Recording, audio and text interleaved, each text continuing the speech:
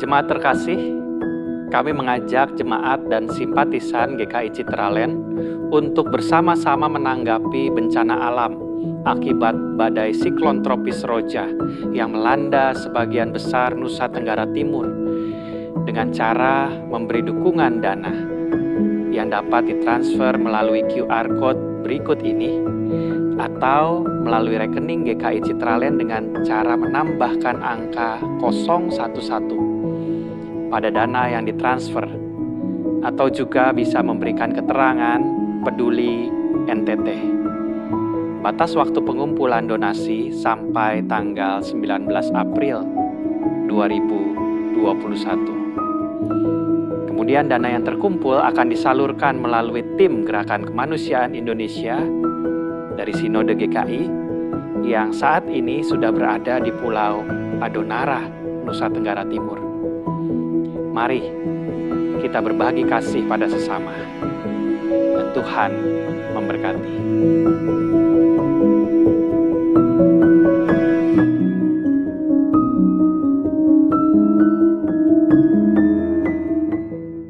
Shalom. Halo anak-anak, remaja, pemuda, bapak, ibu, oma, opa, seluruh jemaat dan simpatisan GKI Citraland, serta semua yang saat ini bersekutu bersama secara daring. Saat ini kita bersama-sama mengikuti ibadah intergenerasi, pelayan firman Tuhan oleh Pendeta Hardian Triasmoroadi dari GKJW Sukolilo, Surabaya, dan pelayan liturgi oleh Penatua Hudi M. Suryawan dengan tema Penerima Damai Sejahtera. Mari kita bersaat teduh sejenak.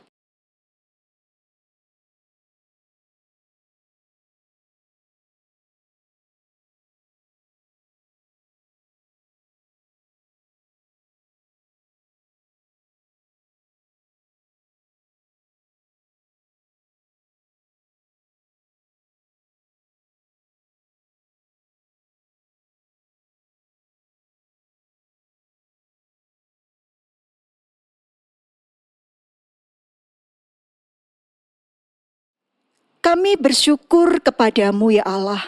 Kami bersyukur dan orang-orang yang menyerukan namamu menceritakan perbuatan-perbuatanmu yang ajaib.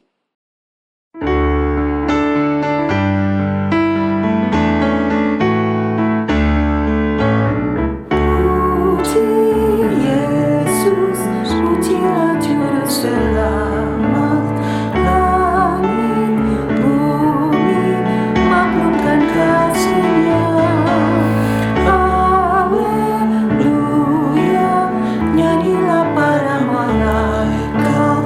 Kuasa, hormat, berilah kepadanya.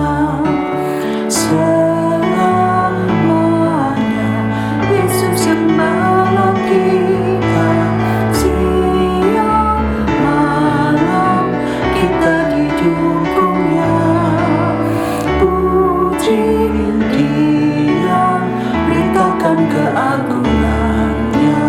Puji Dia, mari bernyanyilah. Kita memasuki ibadah intergenerasi dengan pengakuan bahwa pertolongan kita di dalam nama Bapa, Anak, dan Roh Kudus. Amin.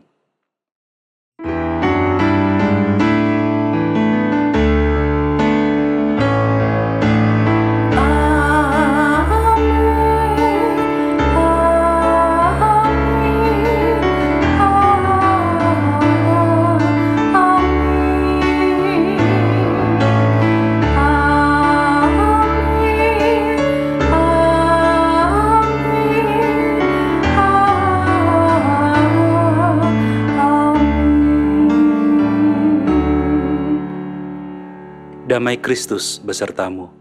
Dan Dan besertamu juga. juga.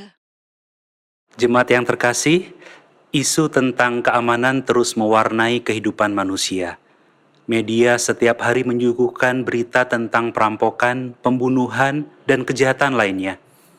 Belum lagi berita tentang virus penyakit seperti sekarang ini, virus corona yang masih ada di sekitar kita.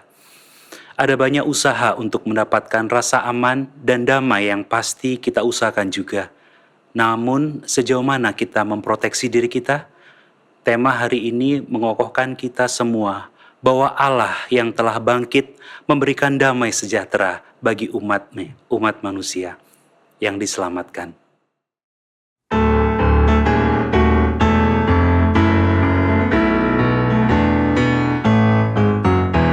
Damai di hatiku bukan dari dunia, selamanya jadi milikku.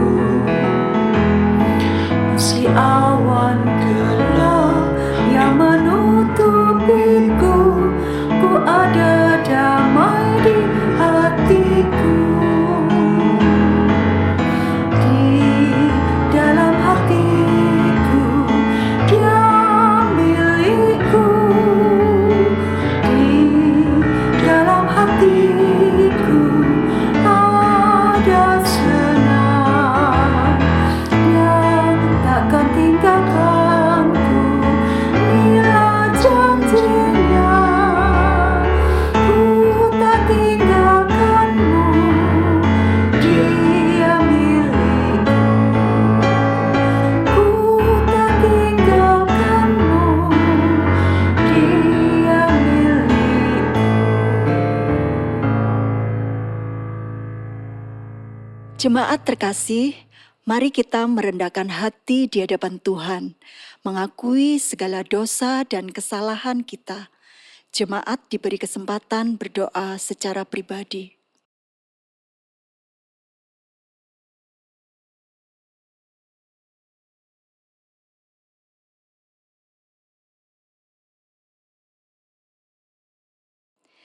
Yesus yang Maha Kasih, sesungguhnya teladan telah Kau beri. Namun kami masih sering melakukan segala sesuatu berdasarkan mau dan ingin kami. Tertunduk kami dalam malu karena belum mampu melakukan perintah-Mu dalam perjalanan ini. Namun Engkaulah yang memberikan kesempatan kembali agar hidup kami seturut teladan-Mu. Terima kasih ya Allah. Amin.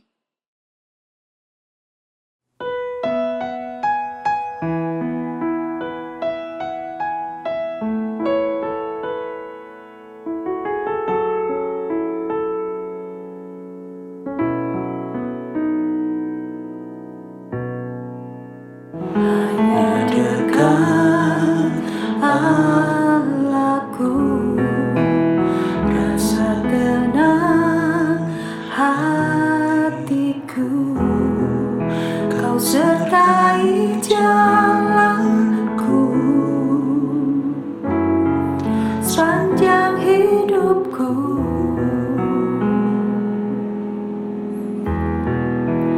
Hanya dekat padamu ada kekuatan baru. Kaulah perlindunganku, keselamatanku.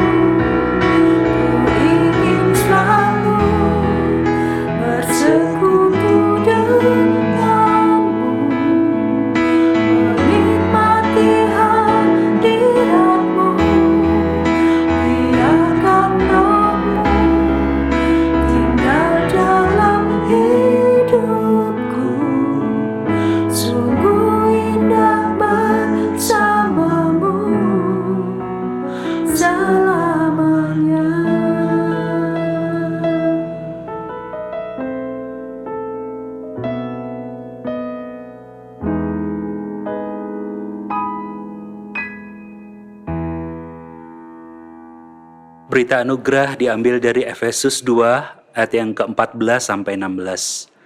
Karena dialah damai sejahtera kita yang telah mempersatukan kedua pihak, yang telah merubuhkan tembok pemisah, yaitu perseteruan.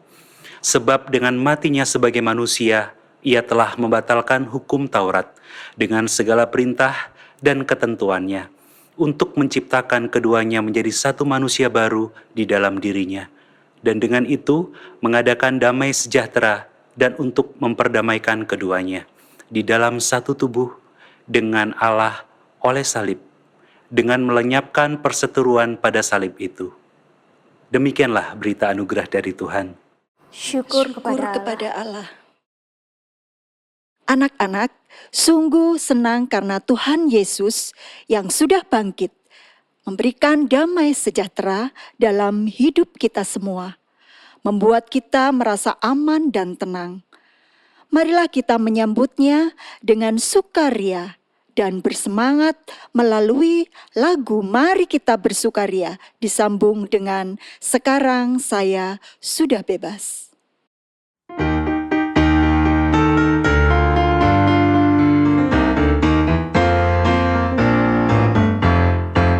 Mari kita bersukaria, karena ini hari bahagia.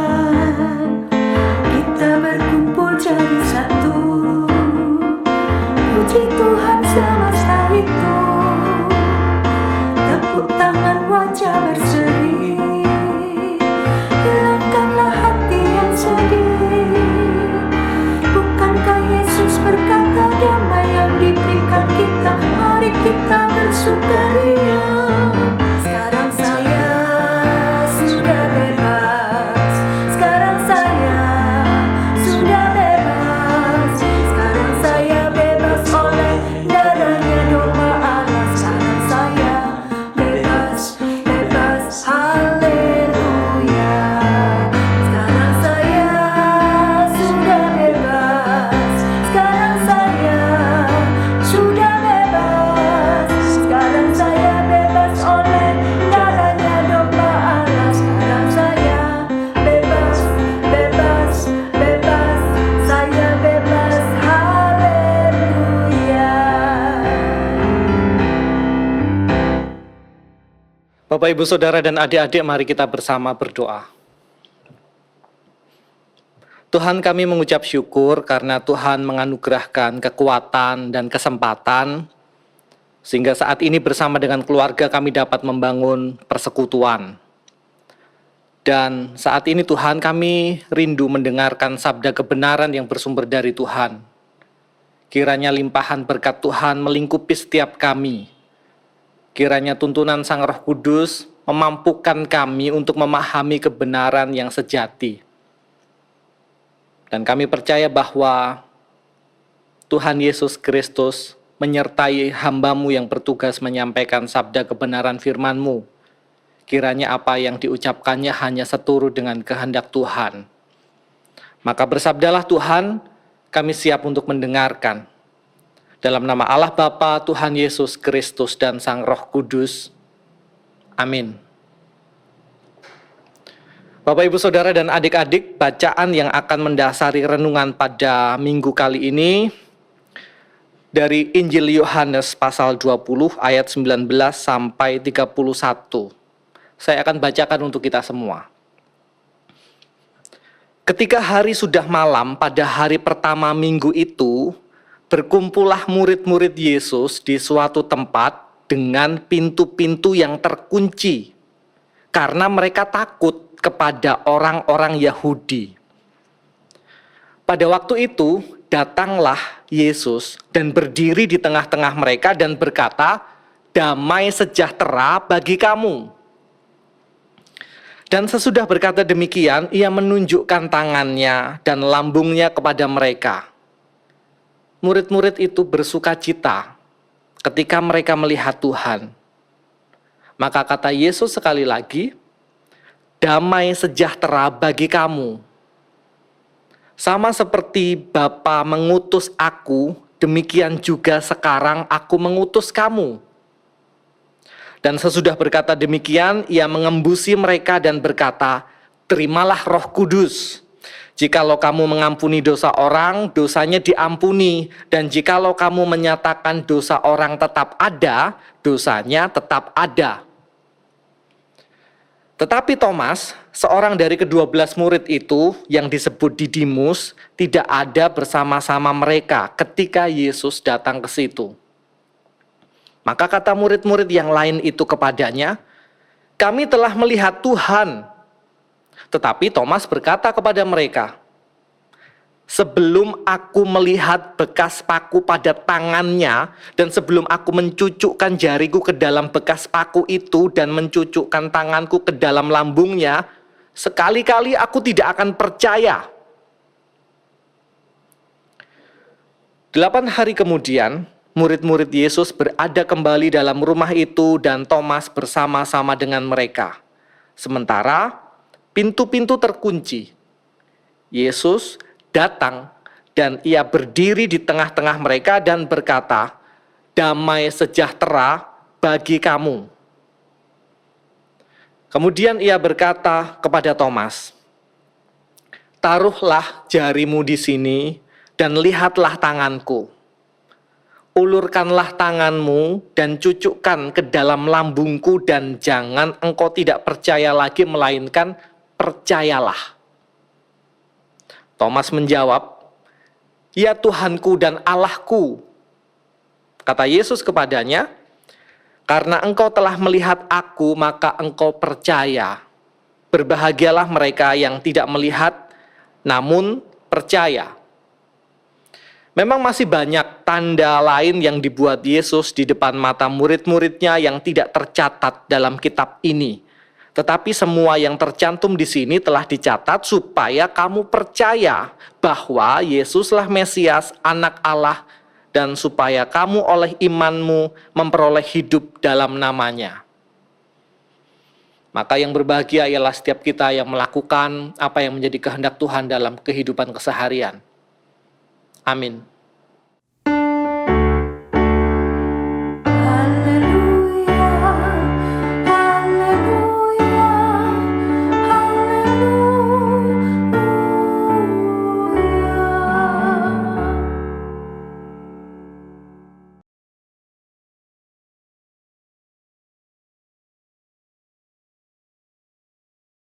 Shalom, salam damai sejahtera dalam nama Kristus Yesus, Tuhan dan Juru Selamat kita yang hidup.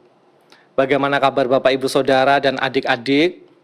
Harapannya apapun yang terjadi, kita tetap semangat menghadapi segala sesuatu. Bapak, Ibu, Saudara yang mengasihi dan dikasihi, demikian pula dengan adik-adik yang mengasihi dan dikasihi Tuhan, di manakah para murid berada ketika Tuhan Yesus ditangkap, menderita penganiayaan, dan kemudian disalibkan?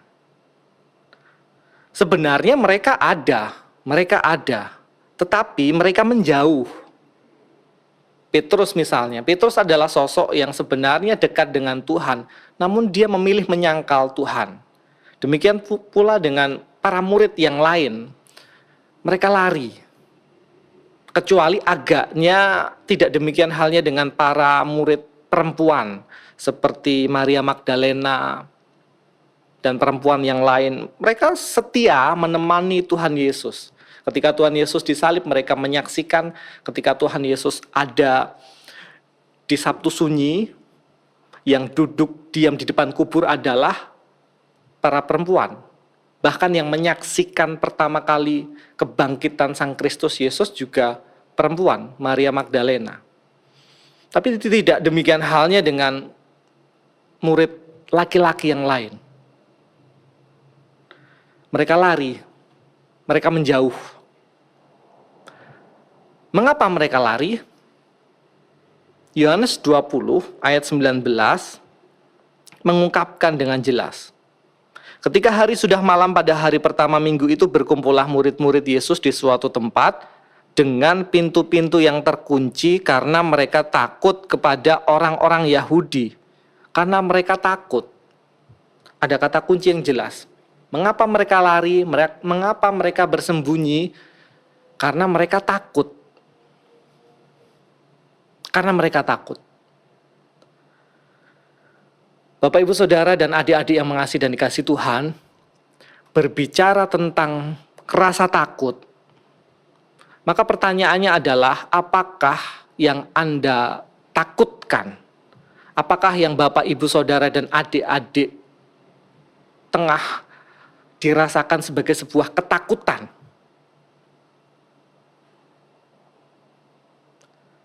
Setahun yang lalu saya ingat, juga di masa Paskah, di masa-masa awal pandemi, saya sharing, saya ngobrol secara virtual dengan beberapa kawan di Fakultas Teologia.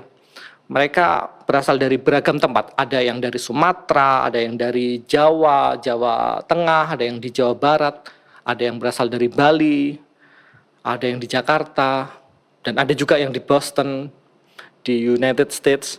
Dan pertanyaan yang dibagikan saat itu dalam forum diskusi atau dan sharing itu adalah pertanyaan yang sama.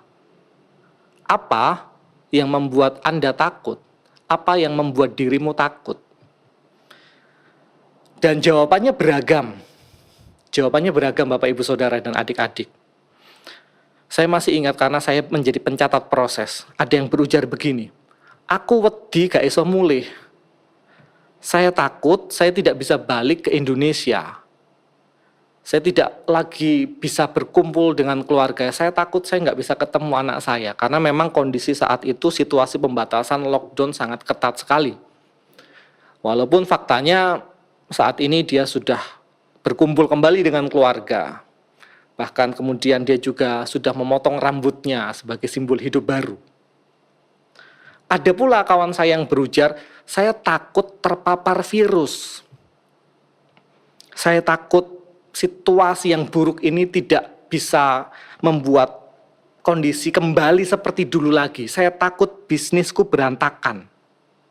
Walaupun faktanya beberapa saat yang lalu dia juga terpapar dan sudah pulih. Dan bisnisnya, bisnis laundrynya walaupun tertatih-tatih namun survive, namun tetap bertahan. Ada juga yang berujar, saya khawatir dengan kondisi orang tua saya. Ini mirip juga seperti yang dialami oleh adik-adik ya. Dalam sebuah sekolah minggu saya juga pernah bertanya dan mereka berujar, saya khawatir orang tuaku, papa mamaku yang setiap hari kerja keluar rumah terpapar, kena virus. Karena memang kondisinya rentan. Demikian pula dengan kawan-kawan saya, mereka berujar, saya khawatir dengan orang tua saya yang sudah lanjut usia karena mereka kelompok rentan. Saya takut mereka terpapar virus. Aku takut dengan kondisi perekonomian, aku takut dengan keberadaanku, aku cemas dengan situasi yang tidak menentu. Itu setahun yang lalu, di awal-awal pandemi juga di masa Paskah semacam ini.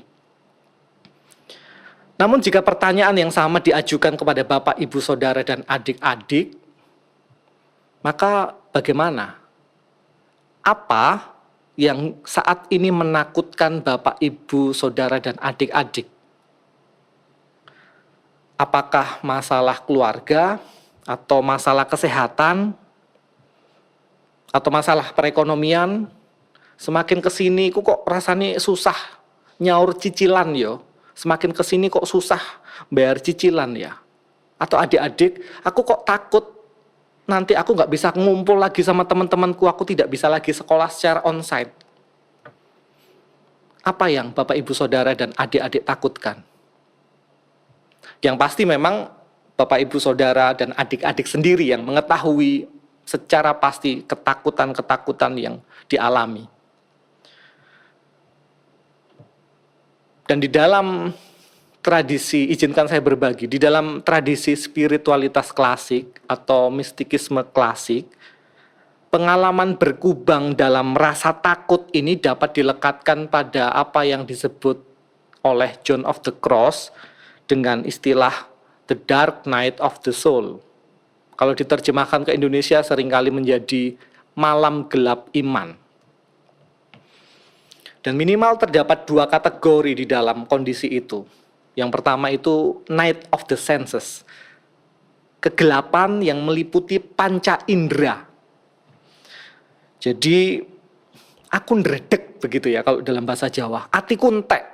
aku merasa habis, pikiranku kalut, aku merasa demam dengan kondisi yang tidak menentu, aku merasa sangat khawatir, aku merasa sangat cemas, rasanya campur aduk. Namun, meskipun tubuhku rasanya nggak karu-karuan, meskipun benakku dipenuhi dengan beragam hal yang berkecamuk, aku tetap memiliki pengharapan. Jadi pengharapan itu tetap bertumbuh. Jadi ibarat adik-adik atau bapak ibu saudara ketika sedang minum obat yang sangat pahit, maka tentu rasanya nggak enak, bahkan bisa jadi bikin mual. Akan tetapi pengharapan tetap tumbuh bahwa pada akhirnya aku akan pulih, pada akhirnya aku akan sembuh. All shall be well. Itu night of the senses. Yang kedua, night of the spirit, atau kegelapan yang meliputi roh. Ini kegelapan yang berada dalam kategori yang jauh lebih dahsyat. Jadi rasanya melampaui takut. Oke, aku takut, tapi ini lebih dari takut. Karena gelapnya gelap pekat yang sangat-sangat pekat. Kalau tadi dalam night of the senses masih ada pengharapan, maka saat ini sama sekali tidak ada pengharapan. Pengharapan itu pupus. Iman musnah. Dan gambaran Tuhan yang baik, Sang Gembala yang baik itu hilang sama sekali. Baik-baik gimana wong hatiku remuk redam. Sehingga kemudian tidak mudah percaya dengan apa yang diucapkan oleh orang. Ketika kawan berujar, "Hei, Tuhan Yesus sudah bangkit." "Allah bangkit opo? Coba tunjukkan." Seperti kata Thomas ya, "Coba tunjukkan. Sebelum aku mencucukkan tanganku ke dalam bekas lukanya, aku gak akan percaya." Dan kalau hal yang semacam ini dilanjutkan, maka akan berujung pada gelap mata yang kemudian membuat seseorang dapat menjadi bertingkah secara ngawur.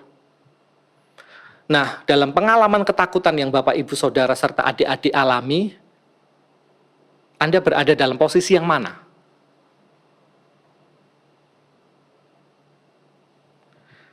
Yang pasti, dimanapun posisi Bapak, Ibu, Saudara, serta adik-adik, seberapapun dahsyatnya rasa takut yang Anda alami, mari mengingat bacaan pada hari ini.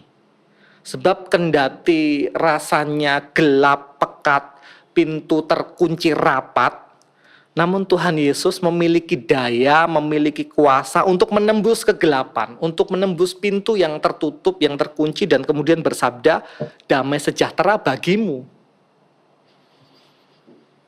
Dan ketika para murid mencermati lukanya Tuhan Yesus juga bersabda, "Damai sejahtera ada padamu."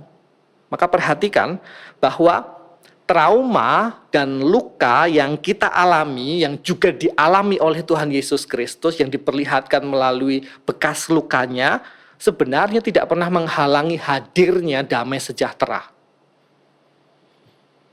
Dan ketika kita dapat meneladani Tuhan Yesus Kristus untuk kemudian memeluk penderitaan kita sembari melihat bahwa ada damai sejahtera di dalam kegelapan, lalu mengubah kegelapan itu menjadi sumber kedamaian sejati yang bersumber dari Tuhan sendiri, sebagaimana diungkapkan dalam ayat 20, maka saat itu sukacita akan menjadi nyata dan betapa indahnya hidup. Ketika kita mau meneladani Tuhan Yesus dan kemudian memilih mengampuni sesama yang bersalah kepada kita, ayat 23, maka betapa indahnya hidup. Sebab kegagalan dalam mengampuni juga merupakan sebuah kegelapan tersendiri. Memelihara dendam juga merupakan sebuah kegelapan yang sebenarnya sangat menyesakkan jiwa kita. Dan mari kita percaya bahwa Tuhan Yesus yang mengembuskan Roh Kudus pada para murid dalam ayat 22 dan kemudian berujar, "Terimalah Roh Kudus," sejatinya juga menganugerahkan kita Sang Roh Kudus yang sama, yang menuntun, yang menghibur, yang menghidupkan pijar pengharapan. Dan di atas semua itu Bapak, Ibu, Saudara, serta adik-adik, mari kita meyakini bahwa kegelapan itu tidak berarti Tuhan absen. Gelap tidak berarti Tuhan tiada.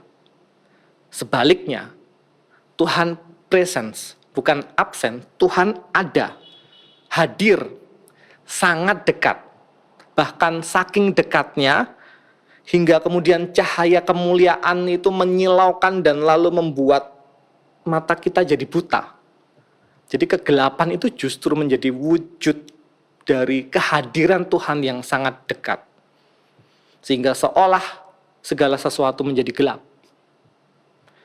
Maka, setialah menjadi penerima damai sejahtera, dan bersama dengan penyertaan Sang Kristus Yesus Tuhan, mari berjalan setia menapaki setiap peristiwa malam gelap iman yang harus kita alami. Tuhan menguatkan, Tuhan memberkati. Amin. Saat teduh untuk kita semua.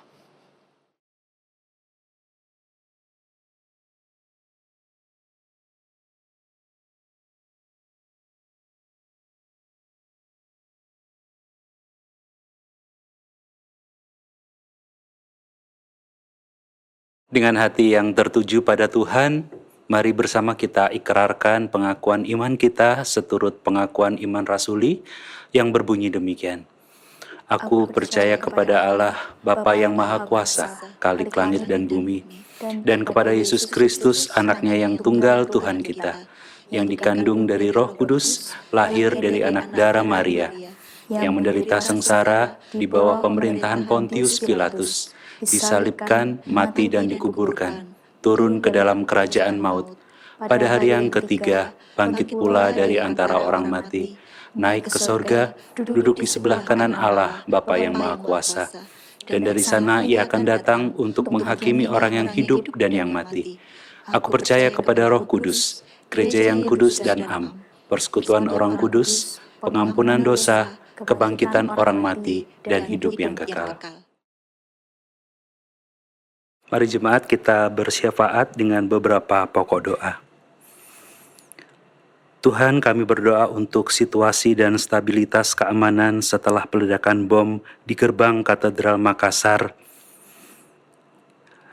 dan juga setelah serangan teroris di Mabes Polri. Kiranya aparat Polri dan TNI dapat mengusut tuntas jaringan teroris dan mengantisipasi teror ke depan, serta tantangan yang dihadapi pemerintah Indonesia dalam upaya percepatan tahapan vaksinasi COVID-19 seperti keterbatasan stok vaksin, kesiapan infrastruktur pendukung, dan sumber daya manusia yang ditingkatkan. Kami berdoa juga Tuhan untuk kesatuan hati jemaat, simpatisan GKI Citraland untuk tetap memiliki kerinduan dan kesetiaan mencari Tuhan walau aktivitas gerejawi dihentikan karena pandemi, serta mengikuti kebaktian online sesuai dengan surat edaran MJ dari GKI Citraland, serta setiap badan pelayanan atau komisi yang tetap bersukacita dan bersemangat dan selalu setia untuk melayani-Mu demi kemuliaan-Mu. Kami berdoa kiranya Tuhan memulihkan dan menguatkan serta menopang kehidupan atau ketahanan keluarga jemaat atau simpatisan selama kondisi pandemi, agar mereka tetap sehat, sukacita, semangat, terhubung melalui online untuk selalu dibangun, dan Kristus bertambah teguh imannya dan hati melimpah serta syukur. Kami berdoa ya Tuhan untuk pergumulan hidup jemaat atau simpatisan yang mengalami kesulitan ekonomi atau usaha atau pekerjaan mereka, tekanan hidup, kelemahan tubuh, sakit penyakit, persoalan rumah tangga, mencari pekerjaan. Kiranya Tuhan bersama dengan mereka. Kami berdoa bersama-sama seperti doa yang Engkau ajarkan.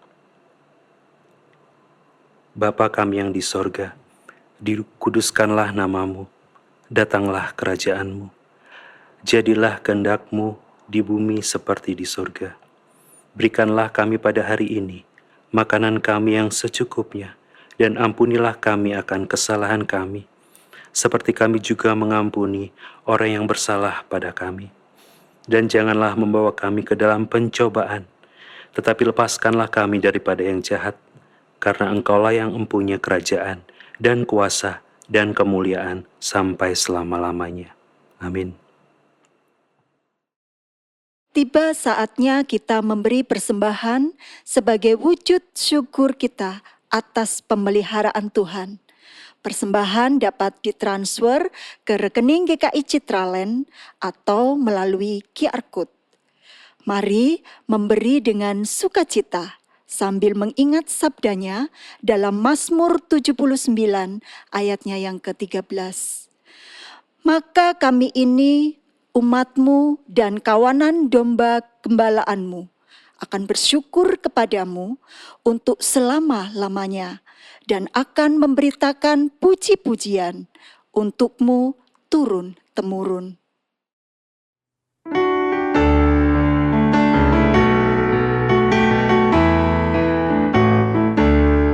Betapa indah harinya saat ku pilih penebus, alangkah sukacitanya ku memberitakannya terus. Indahlah harinya Yesus membasuh dosaku, ku diajari penebus, berjaga dan berdoa terus. Indahlah harinya Yesus membasuh dosaku, betapa indah janjinya yang telah mengikat hatiku. Ku beri kasih kepadanya serta menyanyi bersyukur.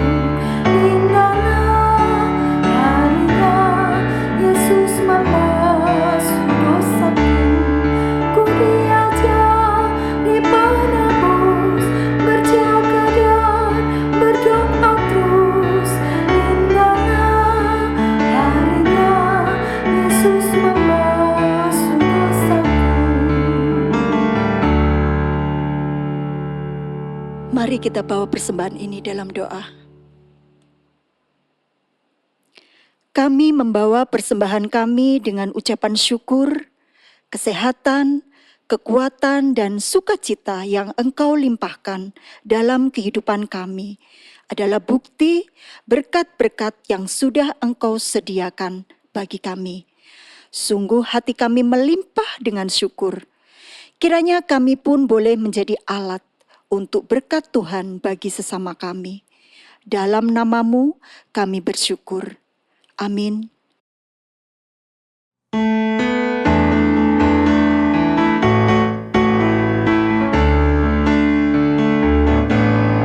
Ada damai sejahtera Allah, ada damai sejahtera Allah, ada damai sejahtera Allah di hatiku.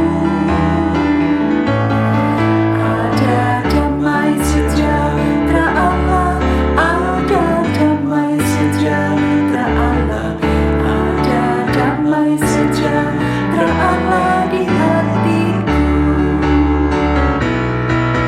Nama Tuhan ku muliakan, ku memuliakan nama Tuhan, ku memuliakan nama Tuhan di hatiku. Ku memuliakan nama Tuhan, ku memuliakan nama Tuhan, ku memuliakan nama Tuhan di hatiku. Kini Bapak, Ibu, Saudara, dan adik-adik, kembalilah ke dalam kehidupanmu sambil tetap mengarahkan hati kepada Tuhan dan terimalah berkat-Nya. Tuhanlah penjagamu, Tuhanlah naunganmu di sebelah tangan kananmu. Matahari tidak menyakiti engkau pada waktu siang atau bulan pada waktu malam. Tuhan akan menjaga engkau terhadap segala kecelakaan. Ia akan menjaga nyawamu, Tuhan akan menjaga keluar masukmu dari sekarang sampai selama-lamanya. Amin.